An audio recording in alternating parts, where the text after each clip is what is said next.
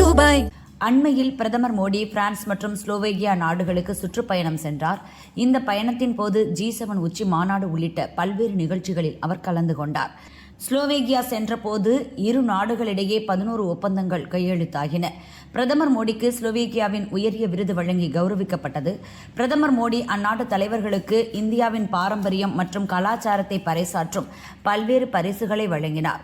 ஸ்லோவேகியா அதிபர் பீட்டர் பெலெக்ரினிக்கு ராஜஸ்தானின் பிரதாப்கர் பிராந்தியத்தின் பாரம்பரிய ஆபரண கைவினைப் பொருளான தேவா மோடி கப்லிங்ஸை பரிசளித்தார். இது தனித்துவமான தேவா தொழில்நுட்பத்தை பயன்படுத்தி நுணுக்கமாக செதுக்கப்பட்ட தங்கத் தகடுகள் மற்றும் வண்ண கண்ணாடிகளை இணைத்து உருவாக்கப்பட்டதாகும்.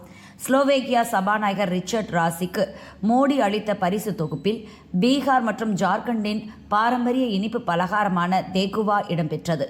சத் பூஜை போன்ற வடமாநில முக்கிய பண்டிகைகளின் போது கோதுமை மாவு, வெல்லம் அல்லது சர்க்கரை, சோம்பு மற்றும் நெய் ஆகியவற்றை பயன்படுத்தி தேகுவா தயாரிக்கப்படுகிறது. பண்டைய இந்தியாவின் புகழ்பெற்ற மருத்துவரான சுஸ்ருதர் எழுதிய சுஸ்ருத சம்ஹிதை ஆச்சாரிய சரகரால் தொகுக்கப்பட்ட சரக சம்ஹிதை ஆகிய 2 ஆயுர்வேத நூல்களும் பரிசளித்தார். ஹிம்ரு சால்வை மற்றும் கைக்குட்டையையும் பரிசாக வழங்கினார். பிரான்ஸ் அதிபர் இமானுவேல் மேக்ரானுக்கு ஆந்திராவில் தயாரான கலம்காரி ஓவியத்தை பிரதமர் மோடி பரிசளித்தார். பேனா ஓவிய தொழில்நுட்பத்தில் உருவாக்கப்பட்ட இந்த ஓவியத்தில் மகாபாரத காட்சிகள் இடம்பெற்றுள்ளன. இதை உருவாக்க 6 மாதங்களானது. பிரான்ஸ் அதிபரின் மனைவி பிரிகிட் மேக்ரானுக்கு போச்சம்பள்ளி பட்டு சால்வையை பிரதமர் மோடி பரிசளித்தார். இந்த சால்வை தெலங்கானாவின் பாரம்பரிய சாய எதிர்ப்பு நுட்பத்தை பயன்படுத்தி நெய்யப்பட்ட கைத்தறி ஆடையாகும்.